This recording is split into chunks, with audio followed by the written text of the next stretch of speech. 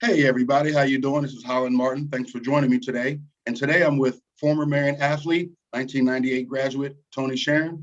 Tony, thanks for visiting us today. Hey, thanks so much for having me, Holland. Always appreciative of the great opportunity. All right, let's go right into it, Tony.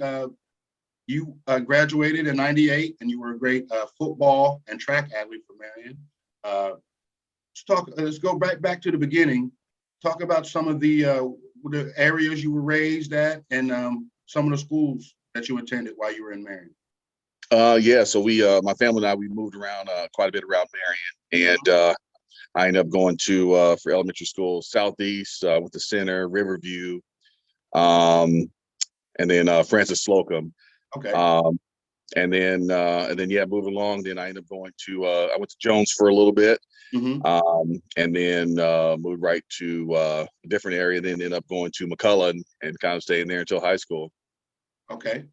All right. Now, what was your earliest experience with sports, whether it be baseball, basketball, football? What were some of your earliest experiences? Um, Starting off with wiffle ball in the backyard. Yeah, got started with that. My brother Ron actually, took off in baseball, and then Okay. I wanted to kind of follow him, and Mm-hmm. he's the one that got me started on that, and then rolling from there. And then yeah, baseball was my first love at Nice. that time. So Mm-hmm. Uh, so after that, what what was your inclinations into football? Did you ever did you ever play any a little league there in football? no, no little league. My older brother Tom actually, he played a little bit, Okay. and then I just decided to a couple of my buddies decided to I decided to try it with him, and Mm-hmm. then yeah, kind of seeing how things went from there, and then yeah, it was actually fun. First hitting somebody, Oh and yeah, legally allowed to hit somebody. that's it. I always tell the kids that you can hit somebody as hard as you want and not get in trouble. Once they understand that, they're going right into it. So what was that? Coach Coheap and those guys back in the McCullough days. Yep. Coach Cole, he got me started because I was in his PE classes, love being in his PE classes. Mhm. And yeah, he's like, hey, won't you come on out? And it's like, yeah, everything got started since then. So yeah, yeah, he got me started. So I appreciate the opportunity that he gave me, and Mhm. saw potential in me, and wanted to get me to the next level. And the thing I love about Marion is there are very good people that kind of keep this thing afloat. You know what I mean? You got your Cole Heaps, your Mitches, you got your Nukes, you got all kinds of cool kind of coaches that kind of, you know, keep you afloat. What were some of your earliest influences as far as adults and coaches, mentors, church leaders, things like that? Who were some of your earliest mentors? Um, yeah, I was big in the church, obviously with my mom being a pastor Mhm. at Temple of Faith. Mhm. Um, so yeah, Kim Reeves actually did a lot of stuff with us. Yes, great Baseball. coach. Um, let's see, trying to think. Mr. Reinhardt, I can't remember his first name, but I actually played for him. Okay, His son's name is Dusty Reinhardt. Um, I remember that baseball. I think that's a base. Was he a baseball player? yeah, baseball player. All right. And then Kenny, shoot, I can't remember Kenny's last name. Um, Darn, I should know this too. Kenny, he actually put a lot of time into me with baseball. He was so patient with me. Mm-hmm. One of the best coach I've ever had. Good. With Little League baseball. I know Mm-hmm. he passed away, I believe, like 6 or 7 years ago. Okay. Um, but yeah, he got me started. So he was awesome. Yeah. Every great community needs guys like that, a sprinkling of guys that tell you, hey, slow down, speed up, focus up. You can do this. Have you tried this? And it opens up a whole world to kids that may not understand what they could really be capable of doing. So I have a lot of great mentors in my world too. I still got a bunch. Current coach, Coach Bell, football coach, he's a great mentor to me. And there's other guys spattered around. So now, did you run track at McCullough? Yeah, actually did. Okay. I I always forgot like, that. I just like that. I just like the pageantry of little middle school track and football. There's just something about it, man. I just love it. Like going to McCullough and seeing the kids run around the track or going to the football field and seeing the parents yell in the stands and the little old cheerleaders right there. Something special about that, man. Like a precursor before you get to the high school. So you ran track there now. Let's go up to Marion now. You're a freshman at the high school. Did you play any sports? No, for some reason I did not play any sports. Really? My freshman Okay. year, kind of kicked myself in the butt for that. But Mhm. yeah, I didn't play any sports. But actually, for middle school too, I actually forgot to mention that I did wrestle too. I studied football, Okay. wrestling, and track, and then for track, I was undefeated for track, and then also for wrestling, I was undefeated too, seventh and eighth grade year. So, Natural, baby.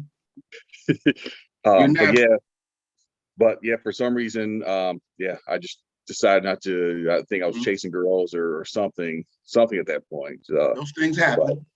yep. So, but Uh, yeah. okay. So obviously we worked on academics freshman year. Coming in a sophomore year, uh, when did the light switch turn on about you wanting to go out for sports?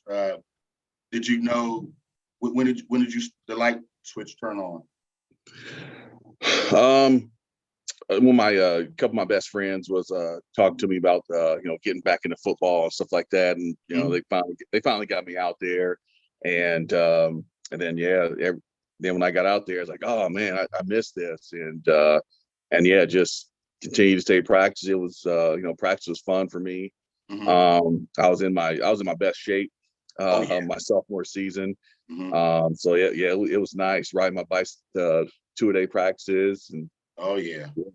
good We don't stuff. even do those anymore. I tell the kids, hey, you run around early in the morning, you sore, you go back home, you come back to practice that afternoon, sore as heck. Got to keep it going.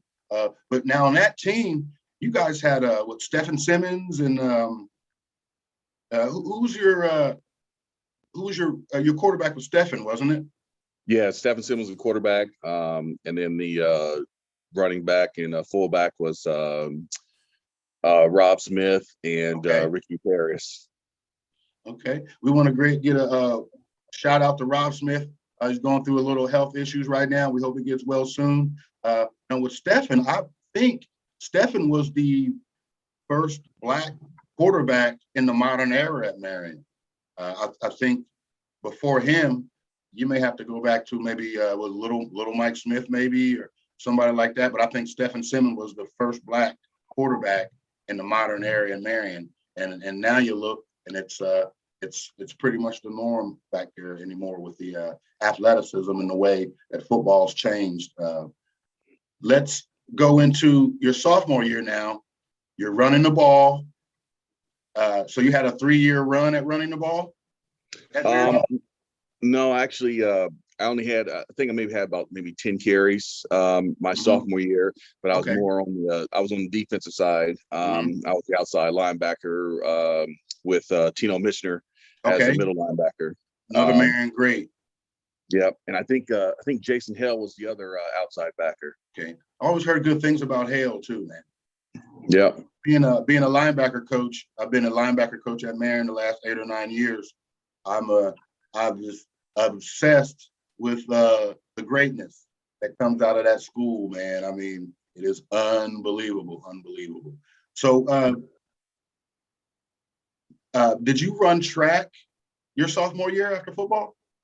Yeah, I actually did run track. Okay. And yeah, had a lot of success with that, but that was kind of my I think once I got to Muncie Central, uh Mm-hmm. the race against Muncie Central, that's where I ran into shoot, I can't remember this kid's name, but he's the first person that beat me in running. So I'm not used to losing at this point. Mm-hmm. Since I went undefeated. So yeah, I was kind of like that was kind of a big shocker for me. Man, Uh, you were. I'm sorry. no, just I was just that was a big shocker for me. I'm going to say, man, you were a physical specimen. I don't think people realize how you look. Like you say, you were in your best shape. You look like a grown man out there. I mean, thighs, chest, arms. Anybody that has ever seen you, back in those days, you were literally a man amongst boys. I mean, you probably heard that a million times, but you were just so physically dominating on a high school level. I mean, it's just, and then what I love that you had supreme power, especially in football, you could run around somebody, but then you could run them over. You would jump over them. I mean, we've got to find film because now Sonny Crest would come out. I'm not sure if they did that with you guys, but with us, they would come out, interview us on Thursday, and then they would tape the games, and then we'd hang out at McDonald's or Burger King. By the time we got back home, they were on the game. They were on the TV at night, and then they would replay it again Saturday morning.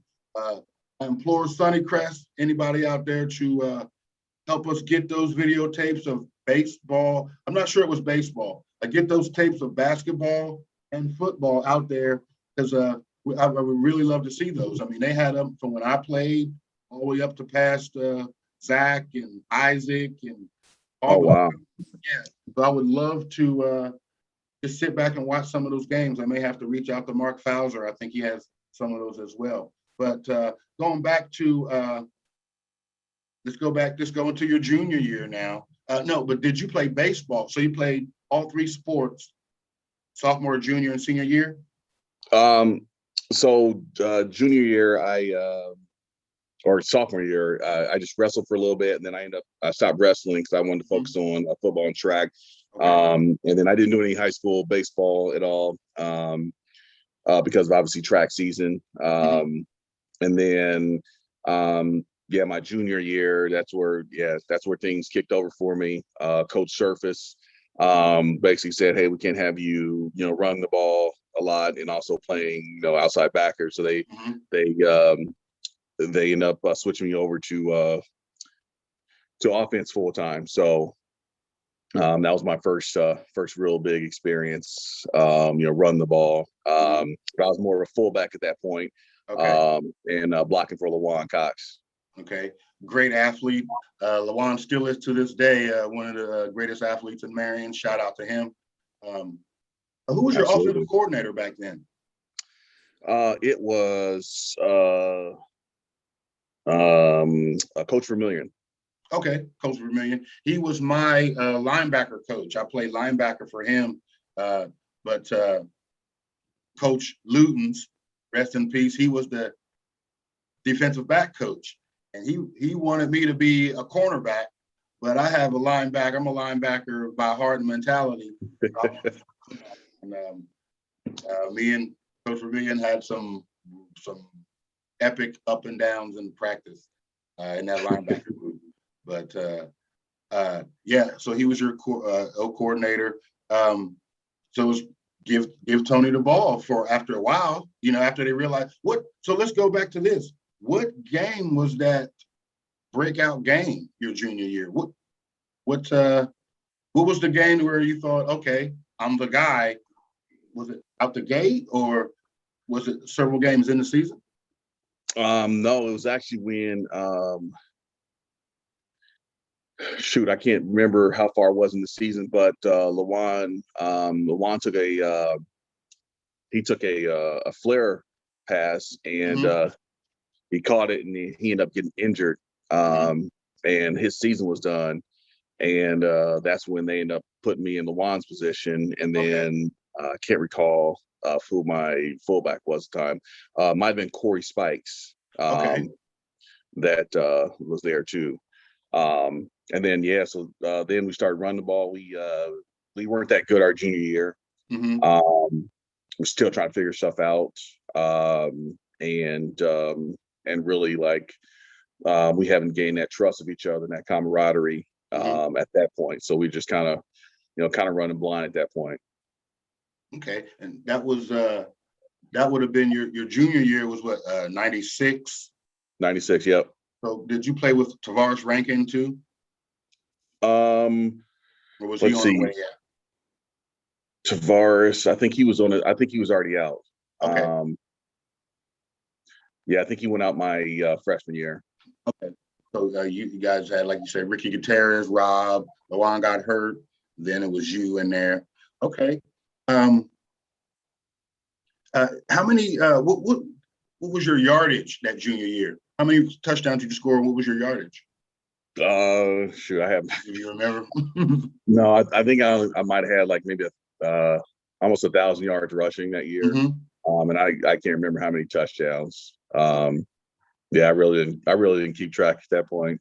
But you realized that you knew that you were the guy. Obviously that junior year, like or did you? I didn't know yet. I just know that I was Mm-hmm. put into a role. I was put into Lawan's role, and Mm-hmm. Lawan was just he was a unique back. Yeah. Well, that whole Cox family, they're great running backs. They all wore number 26. They all shifty, fast, strong, genetic athletes.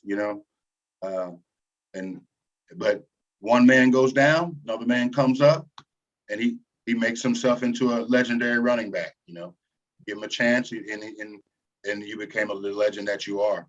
So you end up running track and as a junior year as well. Yeah. Still, I'm sure lots of success. Now, you went to state in the 200 meters your junior year, didn't you? No, that's my sophomore year. Okay, sophomore year. I'm sorry. Yeah, I actually did go for my junior year too. So I went to the state for my sophomore year and junior year. My sophomore year, I ended up being 7th in the state. Okay. And then I don't know what I was my junior year. My junior year was a weird transition state for me because I wasn't as ripped, and because I was my sophomore season. That gained a little bit of heft to you. Yep. But just talk about, did you have to work out hard, or does things come naturally to you? I mean, were you a weight room freak? How did that body come along at 16 and 17? That's my parents. Pure genetics. Genetics, and then yeah. So I really didn't start getting involved with weights until I was probably 16, almost 17. Okay. Other than that, just applied metrics I did with track and field, and also ride my bike. I used to ride my bike everywhere. Ride my bike, walk or run. That's what I used to do all the time. So I used to race my bike a lot. I used to race cars down 38th Street. So yeah, and then ride my bike to football practice and back home. That's how I built my legs right there. And then that's the key, because what a lot of nowadays. Okay, so we had all this snow a couple weeks ago here in Marion, right? There were no kids out with shovels. You know what I mean? Oh, wow. When we were kids, it'd be 20 of us, we'd scatter. We'd come back. Who got $20, $30, $40? No kids were out there shoveling snow. No kids are out there climbing trees. No kids are out there at the playgrounds, seesaws, monkey bars. Their thumbs are strong. Everything else is weak. It's a shame just in a couple of generations, how it's transitioned into this, Yeah, definitely. But, okay, now we've transitioned into your senior year, 1997.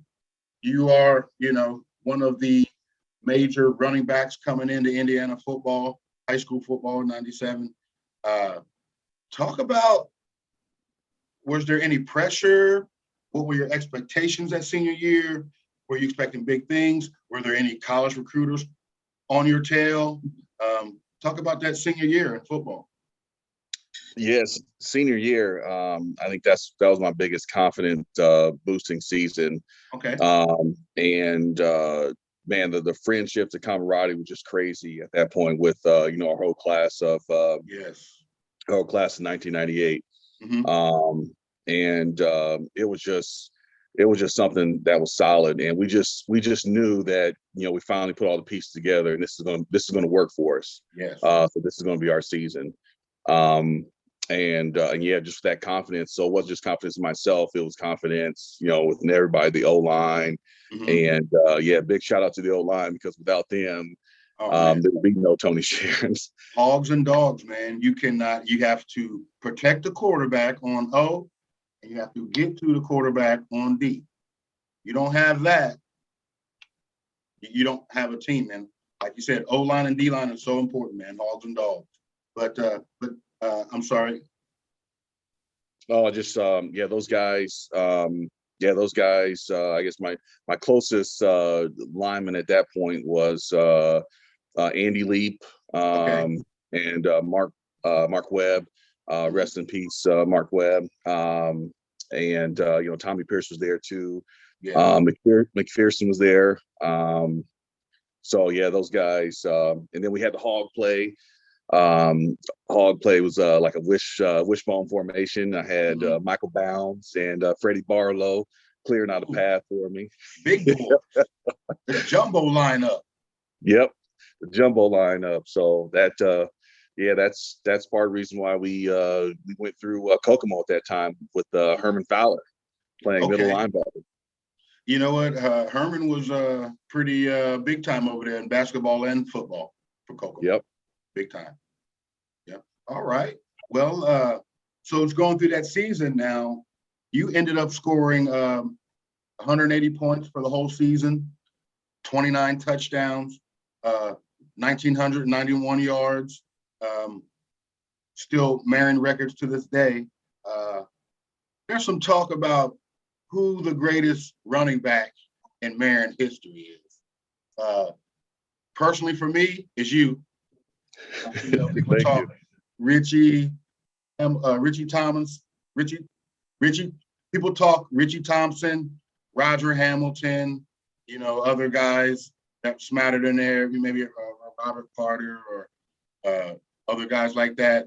Andre Collins, I hear, was really big in the early 80s. And there's guys along the way. But to me, that magical 97 season, watching you run around that, I'm telling you, was beautiful. Marion, we've got to replay those games. We've got to see Tony Sheron run that ball. Now, unfortunately, we ran into Snyder, if I'm not mistaken, didn't we? Yep. Yeah, I think we ran into Snyder. Was that the 55-0 game? That was a 55-0 game. I don't know how Yep. I still remember that stuff, but Me too. oh man. So let's go back to that. Did you feel confident going into that playoff game? I mean, you had Yeah, I felt really confident going to that game. And the most challenging thing is that's where we kind of went from playing against kids that were average yes. to now everyone's above average, everyone's bigger, everyone's stronger, everyone's Mm-hmm. faster. Coming out of Snyder, that's Rod Woodson. Yeah, big time. So yeah, they between the Martin family, Bobby Mm-hmm. Martin and I think Lamar Martin, they're two linebackers. Mm-hmm. They were on point. They they had a game plan coming in, and Mm-hmm. one was going to follow me wherever I went. Okay. And then yeah, they had a coach came over with the game plan. It worked. It worked. Uh, yeah, it worked. So and yeah, it was just that was a struggle for us. Just because we were just dealing with stud athletes. And you know what? That's what happened to us. We had semi-state up at Hobart this year, and we kind of beating the teams that we're supposed to beat, and we kind of lost to the big 6A teams. But we got up there, we were real confident. 2 minutes in the game, we were down 21-0, and we realized, in hindsight, we got smacked. We didn't adjust, and I can totally relate to that. It's sometimes you go in with a great mindset, but sometimes the team is just ready. Maybe they're better than you. Maybe they have a better game plan than you. And sometimes the kids aren't as nervous, So, all right, let's move on from football. Great accolades there. Now let's go. Now, were you an Indiana All-Star? Yeah, I was. All-State? Yep, I was on the All-Star team. That was a fun experience because we Hmm. were out of we went to Indianapolis for that. I can't remember the North Central, maybe it North was a Central, school. yes. Yeah, so that was a fun game. I ended up scoring 2 touchdowns. Okay. Who were some Um, of the who were some of the stars down there that end up making it big? um, let's see. Well, they went on, collegiately. A.T. Thompson, or no, I'm sorry, A.T. Simpson, Okay. um, Purdue guy. Hmm. Um, and then who else? Bobby Martin, Lavelle. Shoot, I can't remember the name of these guys' names, but there was a few of those guys Okay. that went on. Um, and then let's see, who's the other? Trying to think of the other guy's name that was. Shoot. Now I'm having a brain freeze. I can't remember the name of any of the other guys. It's been a while. It's been a while.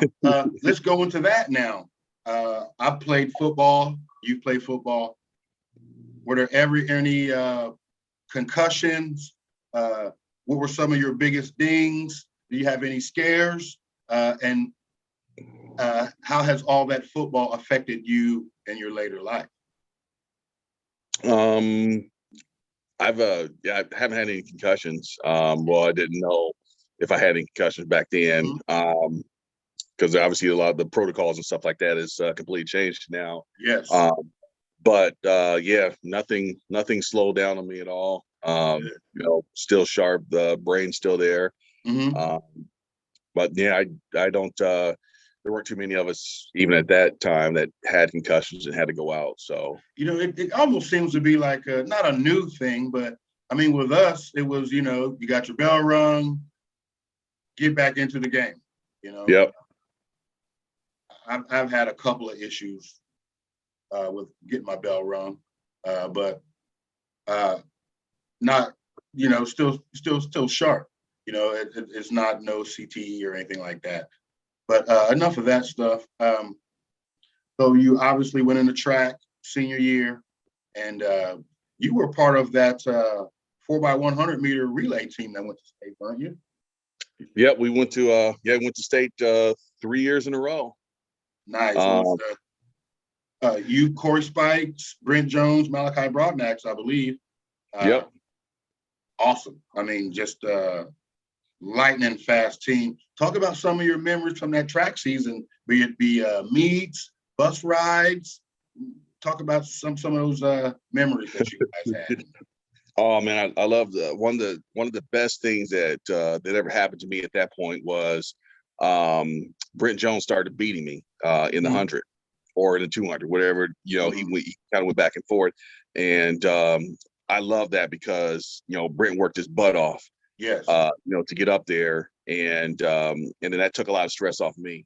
Mm-hmm. And then now, with Brent's speed being up to where it was, and then in our 4x1, we went through and we smoked people left Everybody. and right. Mm-hmm. Uh, our senior year, we only got beat twice, Mm-hmm. and that was from shoot, I can't remember the name of that team, but I know the kid's his nickname was Bullet. Mm-hmm. And so yeah, they beat us twice that year. One at the North Central Relays, and then again at state. So we Okay. got second in state our senior year. And So, do, but do other you than that, still yeah, we do you still go ahead. have those medals to this day? Absolutely. Proud, proud, proud. There's nothing like it, man. Okay. Uh, Now let's go into after high school. After graduation, were you recruited much for athletics, be it track or football? Yeah. So that's another emotional, crazy story. Mhm. Yeah. So I had obviously a lot of schools, reaching out to me. Uh-huh. With phone calls, letters. I actually sat down with Coach Spack at the time, was recruiting me at Purdue. Okay. Um, And he's like, hey, yeah, contact me after your All-Star game. And at this point, I'm like all big headed, and I'm just like, oh, I'll reach out to you guys later. Uh-huh. And yeah, didn't really respond to any of these coaches or any That of was that your stuff. chance. That was my chance. And then yeah, so I pretty much blew that chance. And at the time, the last one that I was able to get into that was recruiting me was Western Kentucky. Okay. Um, yeah, so Western Kentucky, Western Kentucky Hilltoppers, Cap Boso was the Mm-hmm. one recruiting me. Okay. He was the former tight end for the Bears. All right. Yeah, so he's the one that recruited me. He was a running back coach that time. And man, I got down there in Bowling Green, and coming from Marion, where for the most part, people don't care if you're black, white, Hispanic. Yeah, it's a mix. Yeah, it's a mix. You rode out with your homies, and your homies were your homies, and you rode out. Mm-hmm. And I got down there, and I was so shocked because, um, you know, after football was done, Mm-hmm. blacks were going their way, whites were going their way, Mm-hmm. and that was crazy for me. Mm-hmm. And my roommate, and I, we were the only interracial football players that dormed together. Okay. Other than that, it was still segregated. Separation. Yeah, and this is early 2000s, late 90s, right? Yep. Yeah, not too long ago. People, you hear things that are going on now politically. Get over it. This, that, and the other. No, you put two 70-year-old ladies together back to back, and that's the end of slavery. It's not that long ago. Yep. It's really not that Absolutely. long ago. So what were some of your athletic achievements down there in Western Kentucky? When did you start to play? Well, I didn't play my freshman year. I was just kind of like a red shirt Mm-hmm. kind of status, and I was just so that's also too when my father passed away, Mm. and so I was dealing with my father passing away. That like took a lot away from me. Yes. I didn't want to show up to class. Mm-hmm. I didn't want to show up to practice or lifting or anything. And then just dealing with some of the racism that was down there. Mm-hmm. Yeah, I kind of shut off at that point, What and would they do down there? What were they doing down there? so I got pulled over. I got pulled over my first week down there. Mm-hmm. I made a legal U-turn. I had a green light, a green Uh-huh. arrow. I made a legal U-turn. This lady pulls out in front of me, and I almost hit her. The cop flies down the mile road, pulls me over, Mm-hmm. and then basically starts harassing me Yeah. and saying he starts writing me a ticket, basically saying he charged me a ticket for reckless driving. Uh-huh. And also too, like back then the Hugo Boss cologne containers. Yeah. So he thought that I had a weapon in there or something like that. It's like, Mm. so we went down that thing, and his first comment to me right away was, he's like, "Oh, so you're from Indiana?" And he kind of rolled his head like, "Oh, what brings you to Kentucky?" Like I was up to something no good. Uh-huh. And then I was at a bowling alley one night, and there was a group of white dudes that they were on my roommates. One had pushed me on the way out, and then no one was around. And all of a sudden, I go turn around, and then there's a sheriff say, "Go ahead and touch him," and then I'm locking you up. And Mm. so yeah, it was a horrible experience, and I was like, oh man, I really have to get out of here. Mm-hmm. So yeah, I ended up I left that summer. I was supposed to go back summer school, start summer workouts. Mm-hmm. I didn't even go back. Did you Uh, transfer out, or did you just quit? I tried to transfer out, but that's when also that rule went in effect that you can't transfer one Division I school to another. To You have another. to sit out. So which is garbage rule. So that kind of got me Mm-hmm. stuck. I tried to get into Purdue at that point, and yeah, it was too late. Okay. So yeah, it just didn't happen from that point on. So you had gone through some adversity. Things were a little tough for you at that time. Yeah, yeah, Uh, definitely. where did you end up settling in at college wise? So I end up getting into I got into like Ivy Tech, for a few classes until stuff opened up for me at Purdue. Okay. And then I didn't end up going to Purdue. Trying to think what did I get into at that point. Yeah, I really didn't get anything from there. I just started working. Mm-hmm. And then met my wife at Purdue. Okay. And so then that's probably one of the the greatest things that happened that time Definitely. for me. And because I was still dealing with my dad, and that stuff Mm-hmm. was still tough. And then so I ended up moving to Illinois with her, 'cause she's originally from the Chicago area. Okay. And I played a little bit of professional flag football, a little bit of semi-pro ball, Mm-hmm. and that's really. Then I went to a Don Beebe speed camp, and doing well there. I went to a couple NFL combines, Okay. and so that was. And I was supposed to go overseas and play, and Mm-hmm. had opportunity for there, and that's when I got married at that point, and kind of decided not to go over there. not to go over there. So I think yeah, NFL Europe was real big at the time yep, over there. Yep. sure was. Okay. Well, so now we're out of high school, out of college. We're in Illinois now. When did so you do athletic speed and conditioning training, things of that nature? Yep. I started doing that. Let's see, 2004 is where I Mm-hmm. started that. And so I've just been training athletes, left and right in all sports. I even trained a competitive dance team Mm-hmm. from one of the high schools out in Okay. Illinois. So Okay. I trained every athlete possible. So I ended up getting my master's in exercise science. All right.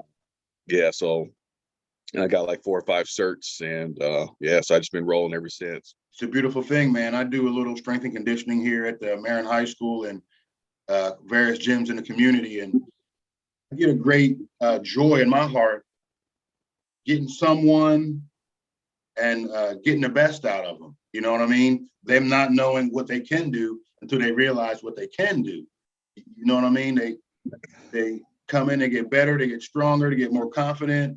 They understand form and fundamentals and breathing, and a lot of that's important.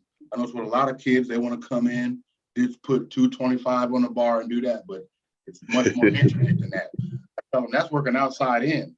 You get old and put wraps on your elbows. I said, now you work inside out, body weight stuff first, do bands and things, stretching, hydrated, things like that. And once they do it, all that 225, 305 weights will come, but it's tough breaking them out of that at first. Because I have a love for that as well. I'm actually infatuated with strength conditioning and speed training. I would love to, maybe me and you could maybe do work together and do something. Who knows? Maybe come back home, or who knows? Maybe I come out there. You never know what could happen. But there's definite a love, and there's a need for it too. There's a lot of people that really don't know how to use their body, or get the best out of it for athletic performance. So I wanted to get my CSCS too, but I haven't got around to it. It's pretty expensive. I don't want to fail the test, have to buy it all over again, all that. But that's pretty awesome. So you made the move from Illinois. You say you're out in California now.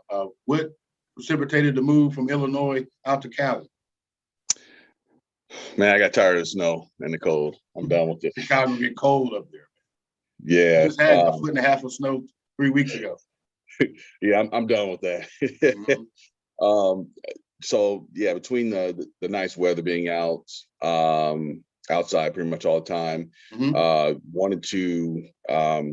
wanted to really put my kids in the best situation as possible, and Right. giving them more opportunities than what I had. Yes. And now I can direct them in the right direction. And yeah, so they're doing well.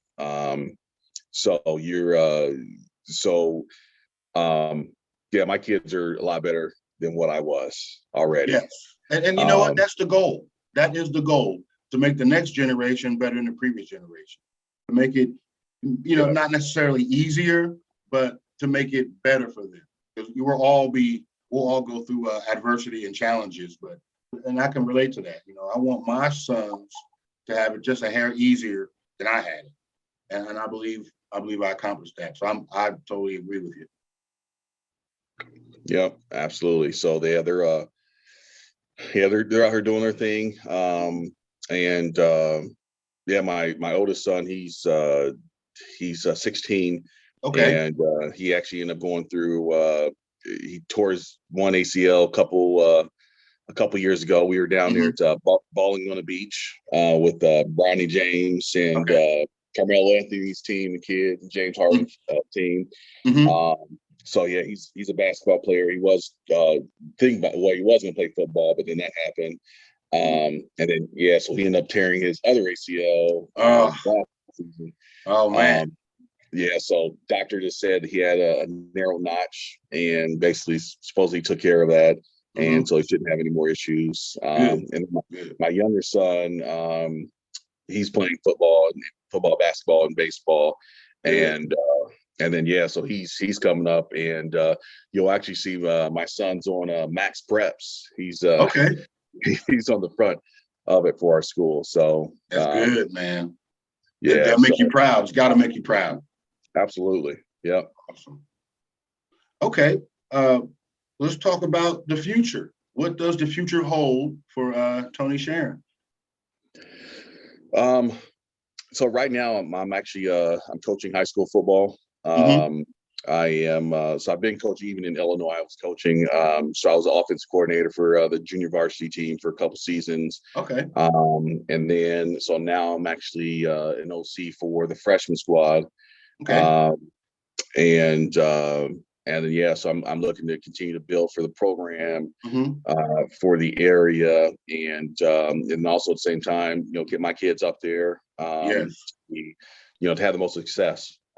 So that's what I'm most looking forward to, is getting those guys going. And then so I just want to build up athletes, continue to train. Athletes, continue to train kids, help kids out, build that confidence for them. That's pretty much it. I love football. I love track. Love working with athletes. Athletics. So, yep. All right. So talk about this with the challenge of being a coach, a parent, and a trainer during COVID. How is that with the kids having to do online things of that nature? How difficult is it during the COVID and all that? It has been it's been crazy. So I'm sorry, I forgot to mention it too. So I work for NCSA too. Next college student athlete. So we actually recruit for college coaches. All right. It's been crazy. It's been one of the hardest times for me as a parent. Same thing for my wife. We're both working full time and trying to homeschool the kids. Yes, has been crazy. So it's just been nuts. And training. Like I said, with California, they shut everything down, and we were pretty much on lockdown for a while. Stuff just finally started to open up for us. About 3 weeks ago, we got into the purple tier, got out of the purple tier. So, so it's looking good for us right now. It seems like things are loosening up, but now you look on TV with spring break and things happening, and they're talking about variants over here, and this could spike over here, and this town is open, but this town you got to wear them. I don't think we're still not on the same page yet. But I think until we do get on the same page, we'll kind of still be in this COVID limbo, so to speak. Definitely. I'm personally getting tired of it. I want to be a little bit free. I understand to wear the mask as a courtesy to the person around you. You know what I mean? I'm wearing the mask for you. You know what I mean? So, or, I don't know. I just do what they tell me and wear it. When they tell me I don't have to wear it no more, then I won't wear it. But I am getting a little COVID fatigue. You know what I mean? Yeah. Then another thing is all the shots. You got this shot, that shot, this shot. Because it's like Burger King. It's like the Whopper, the Big Mac, and the Big Boy. You got. Could be confusing if you let it. There's a lot of people just following along just to follow along, and then there's a lot of people that's actually doing the due diligence and kind of waiting and seeing. In my mind, may not be a popular opinion, but the people getting the vaccines now are just kind of test subjects. There's no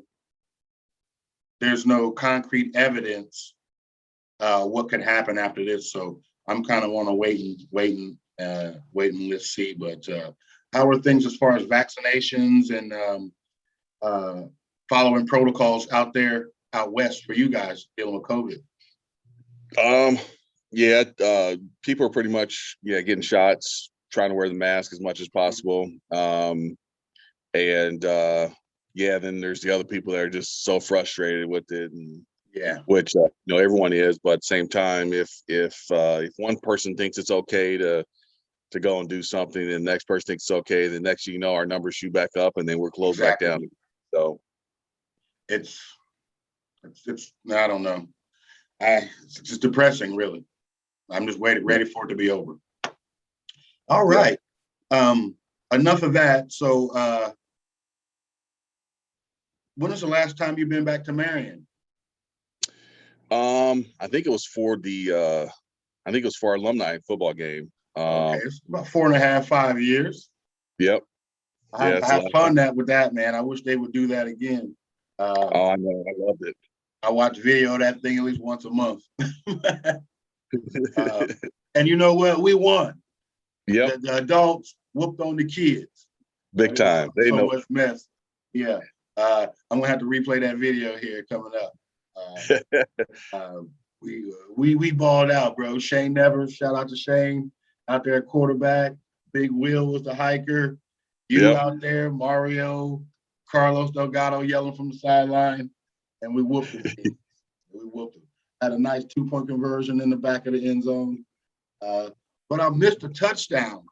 I did a post and I went up and the ball went right through my fingers, man. I wanted that.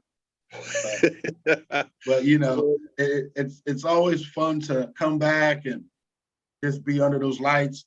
Because I bleed purple and gold, man. I love the pageantry.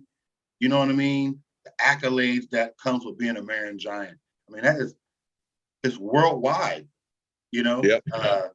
Do you still keep up with athletics way out west and kind of go to the websites and things of that nature to keep up with what we're doing out here? I haven't been doing much lately. Just because everything's just been so crazy, and trying to keep up with my own stuff and with my my business, and so it's just been crazy. I missed. I was supposed to come out there. I think 2 years ago I was supposed to come out there, and then something happened, and I didn't get a chance to come out because I was going to come out to one of the games. But I'd love to get back out there. So as soon as this stuff, COVID stuff goes away, then I'll definitely get out there for a minute. Yeah. All right. Well, that sounds good, man. Let's wrap up. Would you like to give your contact information to anybody out there as far as Instagram, your speed and performance information, things like that? So I have no idea what my Instagram is because I'm only on there a little bit. I'm still trying to figure out technology there. I don't do Facebook anymore. I had to let that go. But my website is trainwithtony.org. Okay. And my contact number is 630-333-3499. And anyone can always reach out to me. always a good listener and, give advice. Because I'm, on the phones daily, giving advice to a lot of young athletes, and directing them in the right direction. And, definitely I want to continue that, especially if I can help out, some people from Marion. So. Yes. Yes. Strength and conditioning is getting big in Marion. Like I said, I'm trying to get some things going here at the high school level. And I would love to have you. I'd love to have you work with you, be it video conferencing, or you're able to get into town. We can get a little showcase going. And there's plenty of athletes here. So you say you're into recruiting as well. Maybe we can funnel some guys your way. We can get them a West Coast look, something like that. But I want to thank you so much, Tony Sheron, for joining us. Former Marion High track great, football great. Everyone in the town loves you still, and I'm glad to have you today on the show. We'll definitely keep in touch, and just want to thank you for coming on. All right, yeah, thank you so much for the opportunity. As I mentioned, if anyone ever have any questions, need to reach out to me. And don't think that because you're a freshman that recruiting doesn't start at that time, because we're actually recruiting 8th graders right now. Mm-hmm. So recruiting starts early every year. So and go thanks ahead. Thanks for pointing that out. Because talk about the importance of getting a huddle page, getting your information out there, keeping your grades, your GPA up, and your test scores up, SAT, ACT, LSAT, things of that nature. A lot of kids are behind the gun, and unfortunately, I think a lot of us educators and adults don't put them in the right positions right away. Maybe we can talk about that, as the importance of testing, GPAs, and things of that nature, as far as getting into colleges. Do you ever look at a kid's transcript or something and just say no? Yeah, it's well, the minimum scores to get into or be eligible for NCAA schools is a 2.3. It used to be a 2.0. Okay. But even though that's the minimum, a lot of schools won't take you. They won't even look at you now unless you have like at least a 3.0, not unless you're the top recruit in the country. Mm-hmm. So the higher the GPA, the lower your SAT or SAT or ACT or SAT has to be. Okay. I like to see my athletes be at a 3.0 anyway, because that just makes things so much easier. Yes. And we can present them to so many more colleges. Mm-hmm. So yeah, it's amazing because there's the competitiveness has really increased, especially with some of the schools giving seniors an extra year of eligibility in college. Mm-hmm. So now scholarship funding is not there like quite what it was. Some of the schools are even dropping some programs. So now it's even more important to be better academically, and then also with the test scores and then with Huddle too. That's my go-to thing. I go to Huddle, and if you don't have game film or anything on there, you're just hurting yourself.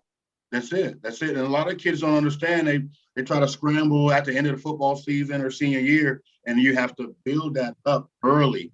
Your test scores, your GPA, your film, things like that, your body, and I think it's up to guys like you and me, and to get those guys ready. So, but I just wanted to touch on that. Thanks again, Tony. We'll definitely keep in touch, and God bless you, man. All right, God bless you too as well. Thank you so much for your opportunity. Take care. All right. Thank you. Thank you. Bye. Bye.